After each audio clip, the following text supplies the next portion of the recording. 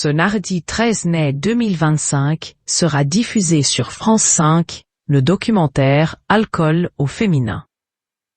À cette occasion, Laurence Cottet, consultante en addictologie et ancienne alcoolique, a tenu à lever le voile sur cette maladie qui touche aussi les femmes dans Télématin. Entre 500 000 et 1,5 million de Françaises auraient une consommation problématique d'alcool, selon le synopsis du documentaire de France TV. Et alors que ce chiffre est en constante augmentation, le problème de l'alcoolisme au féminin reste un sujet rarement évoqué au point d'en être devenu tabou. Aujourd'hui, de nombreuses femmes souffrent de ce qui est bel et bien considéré comme une maladie, et quel que soit le milieu social ou le niveau d'éducation de la personne touchée. Moi je viens d'un milieu bourgeois, a témoigné Laurence Cottet, invitée de Télématin ce mardi 13 mai 2025.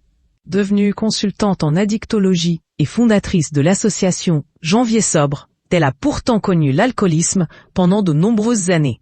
Consciente de son problème, mais ne sachant pas à qui parler, elle s'est malheureusement cachée pendant de nombreuses années. Jusqu'au verre de trop. Laurence Cottet, c'est le plus beau jour de ma vie. Alors qu'elle était à une fête à son travail, Laurence Cottet s'est écroulée face à ses collaborateurs. Je suis par terre et je vais rester longtemps par terre, témoigne-t-elle auprès de Flavie Flament et Jean-Baptiste Marteau. Le 23 janvier 2009, la cadre dirigeante s'est en effet effondrée au point de faire un blackout de sa soirée. Ce n'est pas agréable sur le moment. Ceci dit, c'est le plus beau jour de ma vie, a ajouté l'invité. Si elle ne s'est pas montrée sous son meilleur jour lors de cet événement professionnel, cela a néanmoins permis à Laurence Cottet de révéler qu'elle avait besoin d'aide. Enfin, ma maladie est mise en lumière, explique-t-elle solennellement. Et d'ajouter, on ne peut plus passer à côté.